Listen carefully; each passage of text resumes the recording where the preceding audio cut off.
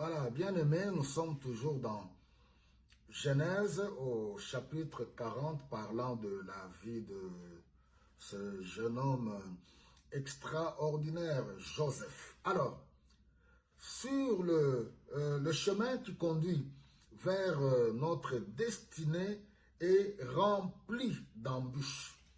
J'aimerais vraiment insister là-dessus.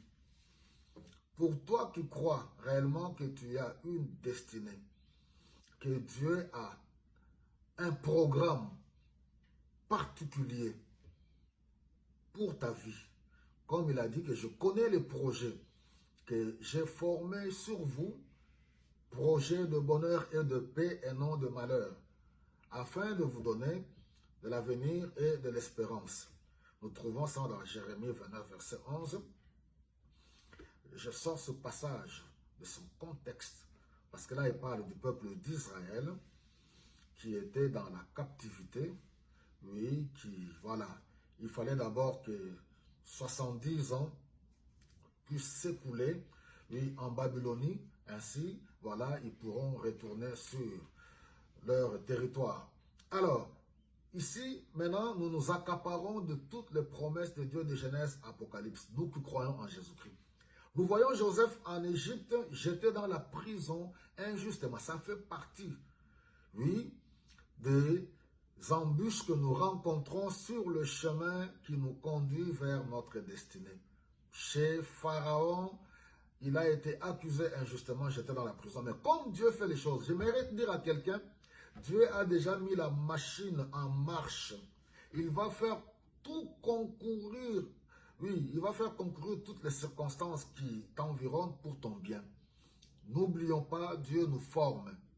Les choses bonnes ou moins bonnes ou mauvaises qui nous arrivent, si nous savons que nous sommes droits avec le Seigneur, marchant dans la crainte de Dieu, ne soyez pas paniqués. Voilà, il y a deux officiers de chez Pharaon, deux grandes personnalités, le panetier et les chansons qui sont jetés dans la prison. Concours de circonstances, on les remet entre les mains de Joseph.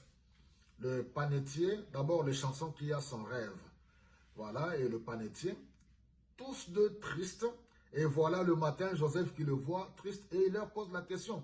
Et les chansons racontent son rêve. Joseph explique correctement. Parce qu'il avait ce don, alléluia, d'interpréter les songes.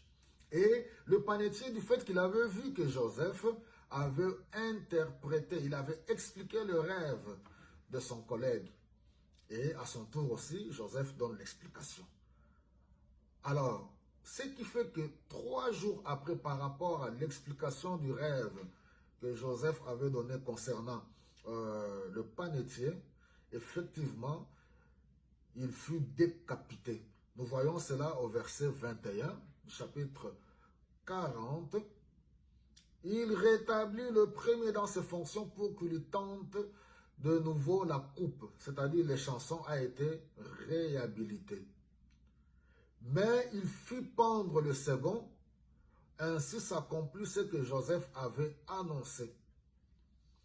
Pourtant, le chef des chansons oublia tout à fait Joseph. Pourquoi je soulève ce passage?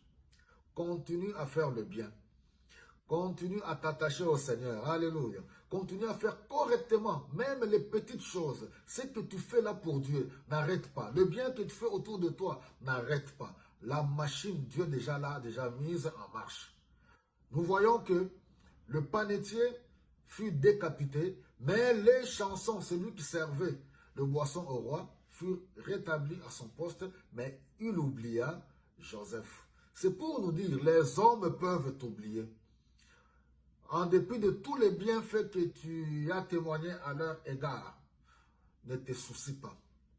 Dieu n'est pas injuste pour oublier, selon ce que Hébreux au chapitre 6, le verset 10. Dieu n'est pas injuste pour oublier l'amour que nous montrons à son égard. Le service que nous rendons au Saint en son nom, Dieu n'est pas injuste pour oublier. Nous verrons par la suite comment est-ce que Dieu lui-même fera des choses. Il donnera encore d'autres messages. Maintenant, au roi, à Pharaon, et maintenant Dieu fera de sorte que les chansons puissent se souvenir.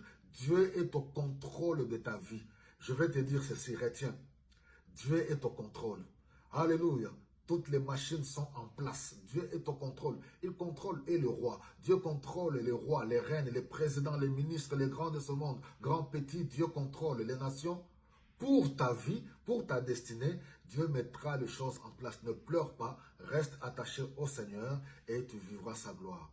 Que le Seigneur vous bénisse abondamment.